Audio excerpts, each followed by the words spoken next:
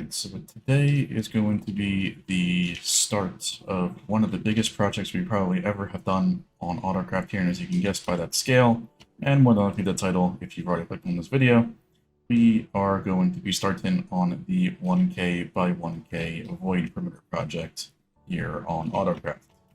So, first thing, of course, we need to do with any perimeter is we need to make trenches.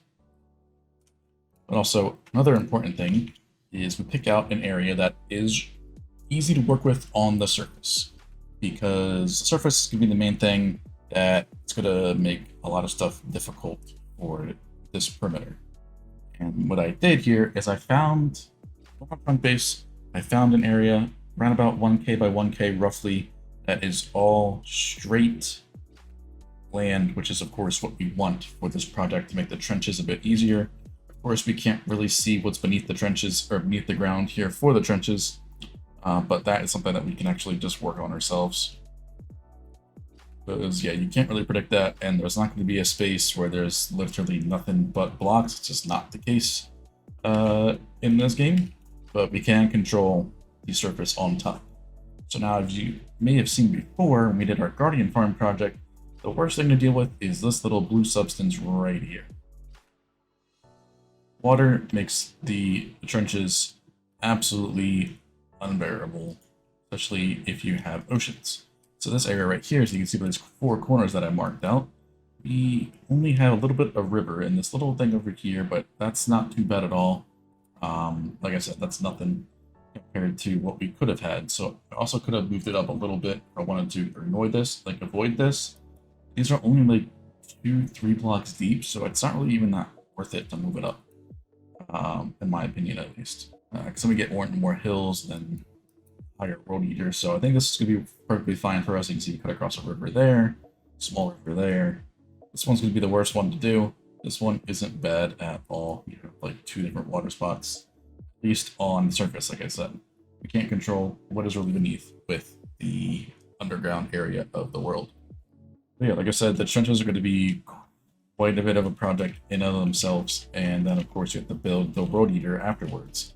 Now we are at 150 for the Y level, so we will need to build 2 of these trench makers, but that's not too bad at all, because you really can't get away with just building one. You're not going to find a 1K by 1K area. It's all strictly like low plains, for example. It's just not going to happen, at least without traveling, you know, like 50 some odd thousand blocks out, and we don't need to do that. So we can make this work. So yeah, this one's not too bad. This little area is we get a little bit hilly. Same with this corner over here. But yeah, most of it is for the most part, like you see, desert and or plains, which is really, really easy to work with just for the terms of the trenches. But yeah, so as of today, recorded this. We're not going to speedrun this or anything like that. We're just slowly work on this project because it is going to be one of the longest projects we're going to have to do. But yeah, we're going to start on the trenches here. We'll see how far we get. Maybe we get all the trenches done in one episode, and then we start to build the road eater in the next, and then we actually clear out the full perimeter. I'm not going to be able to do a replay file of that because I would be waiting millions of hours to get that rendered. But yeah, you did mention in the start, I did say void perimeter. So yes, those of you that don't know what that means, we are going to be breaking all of the bedrock for the floor here. So that is, yes, you guessed it, we have to use 5 million pistons to break all of that bedrock. Now, hopefully, I'm not going to spoil anything, but hopefully some new bedrock breaker concept comes out and we are able to use that. So that would be a huge help instead of having to craft over 5 million pistons just to break the bedrock of this area. And of course, we can do that very easily with, you know, AutoCrafting and things like that. However, I would like to save those pistons for when we actually do projects without this breaker.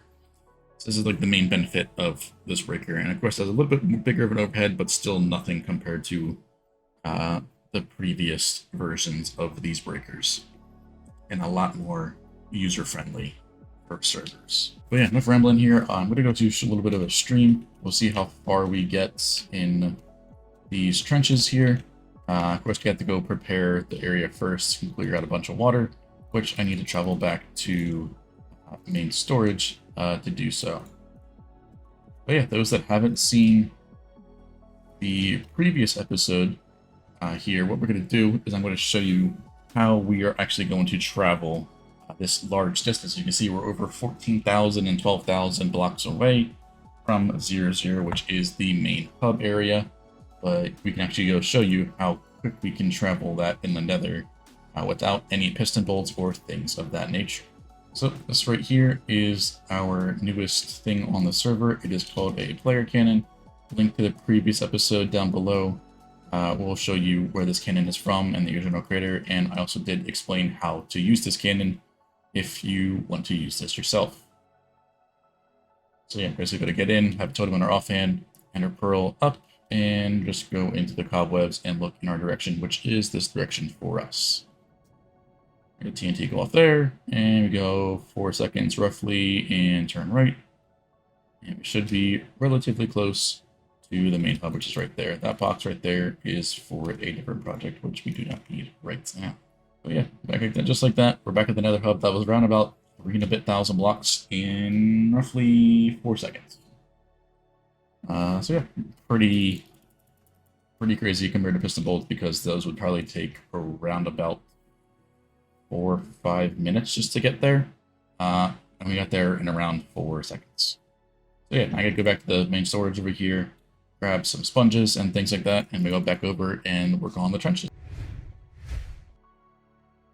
Alright, so after one stream, we got down to right about the lava layer that we're about to head to, Y18. So a little bit over the lava layers. You can see they've got a lot to do still. But on the 2 main trenches, we have them all the way down to that level. So this one goes, like I said, the 1,000 blocks all the way down the one corner. And we have the same thing on the other side. This one's actually a little bit further. This one took a little bit longer just because of some of the random TNT. I had to run it an extra time. So that means we were over this one. We were able to get this one down a little bit actually into the lava layers. And actually a little bit further on than before. But yeah, so you can see this one had a little bit more. It's actually down a bit further. If I go to the very start, there's actually a bit of bedrock exposed. Even right there, we just passed over some. But yeah, this one's a little bit further on. We can hopefully get these done, at least these 2 main ones today. What I'm going to be doing is I'm going to be streaming different project on one day, and then working on this project the next day. So alternating every other, that way I don't get burnt out on this project. Hopefully some of the other members actually get the help out too. I know some of them have been wanting to do one of these projects with me as well. Like I said, this is one of the biggest projects we've ever done. And I don't think we can do the perimeters this size pretty often. I don't think that's not too big of a deal. It's mainly just the voiding of all of the bedrock that we're going to do. So, but yeah, like I said, one stream around about 2 hours, maybe a little bit, 2.5 hours. We got down to very minimum right above the lava layer, which is pretty decent compared to where the terrain, like you said, did start at. Because now we have the last trenchers in place that will go all the way down to that bedrock down there. Now it's not going to be smooth. Not really a big of a deal because we're going to be voiding the bedrock anyway. So yeah, if the floors aren't smooth, and then nothing is going to be smooth out of this perimeter because there's no need to, because we're going to be clearing out the blocks anyway. And the more liquids that we clear out to begin with, the less we need to worry about for the bedrock pickers. So yeah, we'll put the bots back in place for these trenchers right here, and then we will continue with removing all the trenches, and then we'll start on the 2 small ones, hopefully in the next stream. So yeah, let's get these guys in place and continue working on the trenches. AutoCraft's archive is officially live. It is mainly a collection of all of the perimeter decorations that are on AutoCraft.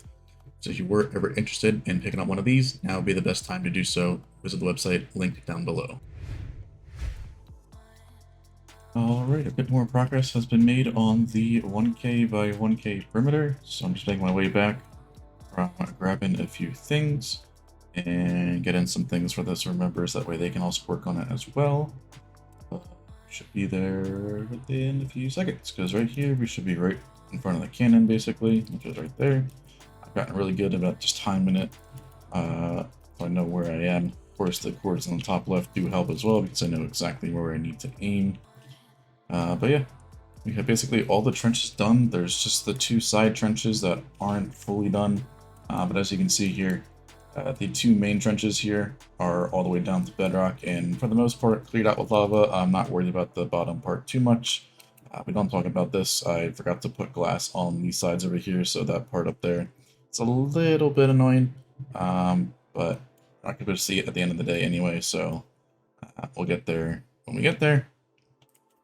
But yeah, these 2 side ones over here, those 2 just have a couple, I think it's like the same 20-ish, or yeah, 20-ish layers down to the bottom. That way all of that is cleared out, and then we can start building the water heater. We could start building the water heater now, but I'd rather have all the trenches done out of the way. That way we can do so without any issues. But yeah, this is all that's left for the trenches here. It's around about 23 blocks, or about 20 blocks actually, till the bottom, the top bedrock. But yeah, not too much to go. Obviously, these trenches are a little bit smaller. I could have gotten away with one duper area, but 2 does give us enough clearance just to be sure. If we ever need to like extend the road by a little bit, we have that extra buffer within the trench itself. But yeah, these guys are ready to go. I basically just took a day off of streaming and just did this because I wasn't feeling too well. But yeah, everything is all good here and good to go. Like I said, there's one last one to go. Both of these gotta go, probably I want to say launched about 4 more times minimum to clear out all the remaining blocks. But yeah, all these are actually done. And this actually only took me about, I want to say 6 to 7 hours by myself to do this, which doesn't seem like a lot when you think about it, just for the trenches, because usually you think, you know, trenches take a long time, but actually it wasn't too bad. I was thinking that these trenches would take a long time for it being a 1k by 1k perimeter, but if you compare this to my first wood eater I ever did by myself in a regular 272 scale, this is about the same time that it took me to do that. And this is, yeah, a lot bigger than a regular 272 perimeter. It just shows how much I've improved just by myself, and I don't even do this often. Because usually Dazi has all this stuff cleared out before I even get to start on the perimeters, but yeah, it's just crazy how much faster I'm able to get these perimeters like all prepared. Of course, look at the wood eater, which will take substantially longer time than that. Like I said, depending on how many people actually help out with that, which I'm assuming will be a few because people have really wanted to do this project for quite some time now. But yeah, everything's all good here. Once we get those, we can start building the wood eater. So let's get cut to get all the trenches finished out, and then we can have our 1k by 1k basically ready to build the wood eater. Alright, so we got one side of the road eater completely done. I got this bottom part done in around about an hour and a half, which isn't too bad considering that it's over 1,000 blocks long.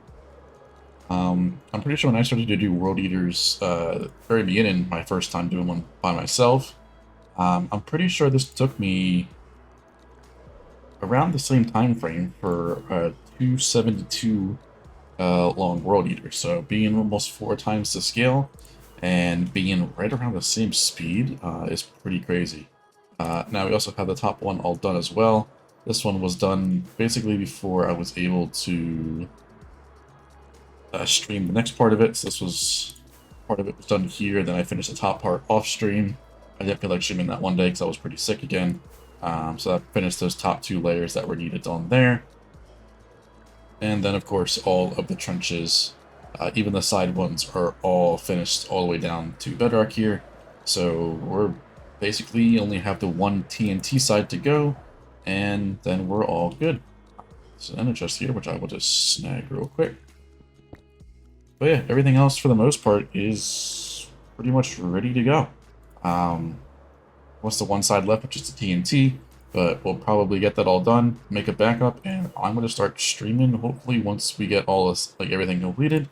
And then what we'll do is we'll make sure it works on stream, then let the first few layers, once we get down to lava layers, it's going to be a huge pain because it's going to be so much obsidian stretched across this full perimeter. It probably will take us hours, if not days, to clear out all the obsidian before we can finish off those last, layers. So the last layers here will take probably longer than anything has ever taken for this area because of that.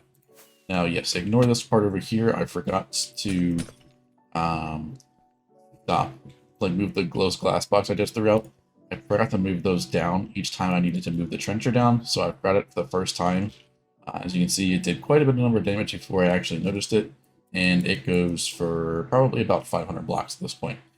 So yeah, fortunately that did happen, but it's all good. So yeah, I'll quit rambling. We'll get finishing on the other side, and then we'll come back, hopefully maybe in the middle of the live stream, where we are testing this out, because it's going to take quite a while just to go across that 1,000 block distance. So we'll see how that goes. Alright, so the road eater is successfully running, and we got everything all working in function here. So obviously with the schematic verifier, we are very quickly able to detect any issues, and we only had 2 blocks. We had one missing sticky piston, and the rest of it was 1 extra slime block, but that was definitely something that helped with schematic verifier, or else we probably would have broken the road eater. But yeah, everything's all working. We're, as you can see by this mountain right here, we're at Y87 is the highest block currently.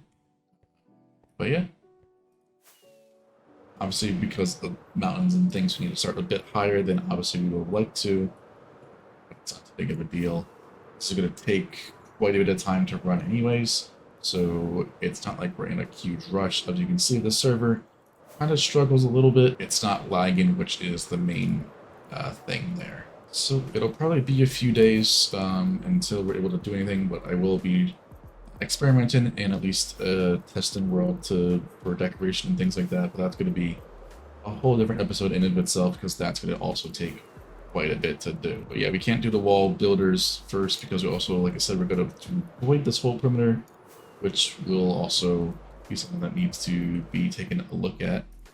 So that is, we need to bedrock break it first, that way we're not blocking anything with that. But you can see with these mountains, it's done a pretty good job. It's only been about an hour or so since it's been like fully running, which is pretty decent. But yeah, so let's see what we can do with this. Obviously, a time lapse of this is not really going to be possible because it's only going to take what my player is loading, and I won't be able to load the full thing. We'll see about going in a minecart, but I don't think it's going to turn out very well because the tracking will be pretty much impossible, and the amount of packets that replay mod file would probably take forever. But yeah, like I said, everything is all working perfectly fine, which is obviously the main goal right now. So yeah, we'll probably get some updates here because it's going to take, like I said, quite a number of days to finish this perimeter, but it is fully functional, which we are happy about. So yeah, let's go get some more progress done, and we'll be back once we're down a little bit lower. Alright, so the road eater is running. We had a couple hiccups in the beginning, but that's mainly due to just chunk loading, but it's never just loading the full thing, which I didn't want to do because obviously it's less performance that we can get out of it, loading the full 1K by 1K with the chunks. But as you can see, just loading it about the players isn't too bad at all. Unfortunately, when the road eater is running, we do need a lot of stuff, obviously. So the MSVT does go up. I did just fix a sweeper, so that's why the MSVT isn't going up. But now it just got relaunched, so that's why the MS gets shot up to 40, almost 50. But we can run it under 50 MSVT, even with one person like me mining on all the obsidian that is being generated. So something, unfortunately, that does come with this, not only the natural generated obsidian, but also all of the obsidian that gets created with the water spilling into the ravines like I'm in right now. But yeah, so I think I've total already mined around 3,000 obsidian. just in this little span of time, there has been some that has been generated up, which some of the other members have cleared out. But yeah, we're a little around Y30, and time of recording this year, that has only been roughly 24 hours. Now, of course, like I said, that wasn't full runtime because some stuff has gotten stuck, and we had to revert back to a backup before. But as of right now, it's about 24 IRL hours this World Eater has technically, in quotation marks, been running without stopping on Obsidian and things like that. But yeah, so I'm basically just future-proofing it. That way we don't need to hopefully mine out as much Obsidian later down the line. Hopefully, like I said, we shouldn't run into more water spouts in these ravine areas, but you never know, because some stuff like this one over here, I'm going to go clear out that water source, because that's going to just cause more issues later down the line. Because, like I said, once we get lower, this water will just eventually start to spread, and then go from there and create even more issues. Also get some glowing there, which is also a good thing. I'm gonna figure out how to get into there. So that little hole right there. But yeah, it's basically gonna be my life for a while now, because these last few layers of the World Eater here take the longest. Because most of the time you got to stop with this here. So unfortunately, these layers will take longer than probably the rest of the layers combined. Still really good progress compared to how it looked before. We are on 32 render distance, just so that we can have as few players as possible. But yeah, so if I go to the center here, most people don't really see this because I've never seen it personally, but 32 chunks. 32 chunk render, so we have 64 by 64 chunks basically, if I were to have chunk aligned it correctly, of just your devastation, as you can call it. And on the map, it looks quite cool. I just can't wait till we have this all completed. If you go over here, that is a regular perimeter for scale. So this on the right here is a regular 272 perimeter. This is the 1K. That makes that look small as hell. And if we can compare it to, for example, one of our 512 perimeters here, one of these two, yeah, they make it look absolutely small. Obviously, I can't get it in range, per se, but we got that there compared to that. So that is only half of the size of this perimeter, which is pretty crazy to think about. But yeah, server actually isn't as bad as I thought it would be for this much stuff going on.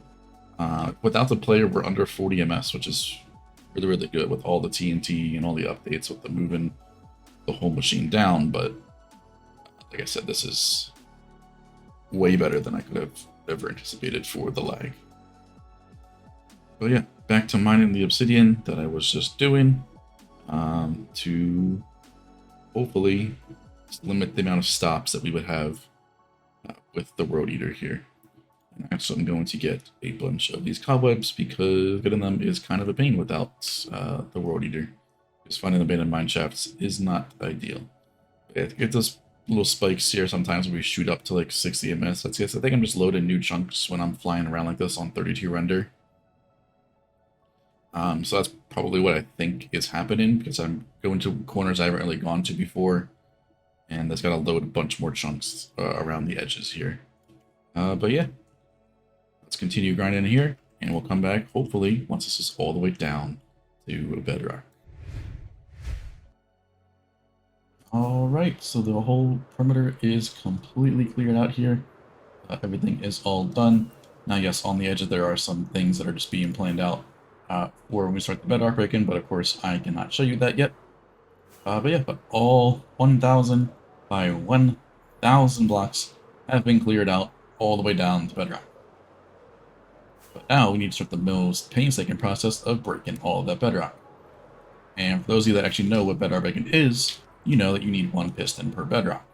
And if there is 1 million blocks per layer, that means you need 5 million pistons, which is going to be quite a bit of stuff to do. going to start that process. It's going to take quite a while just to break all of it completely, so we may do separate episodes for everything.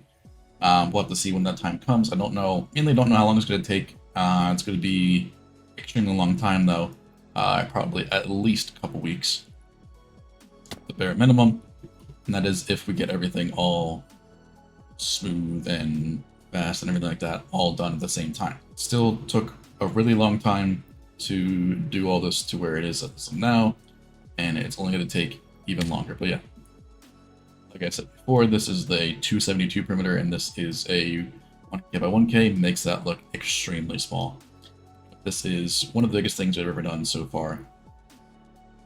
And we actually completed it in less than a week, which is still something I never thought I would actually do, because most times perimeters usually take us about a week to begin with. It's a regular scale. So, but yeah, everything's all good here and completed. So what I'm going to do is I'm going to start building the piston placers and things like that for the bedrock breaker, because obviously we are not placing all this manually. This is not even close to the scale of what we did previously, which I did manually for that, because that was just a Guardian farm. Another side that was pretty simple to do. It was only max of 5x5 chunk area, so that was not bad at all to just manually place that. Whereas with this, yeah, this is not going to happen. But yeah, this has been a long-awaited project that we have been trying to do here for a little bit. With some more recent upgrades in some machines, this has definitely brought this perimeter a lot of motivation compared to what it used to be. Hope you guys enjoyed. Make sure to like, subscribe, all those other things, and I'll see you in the next one.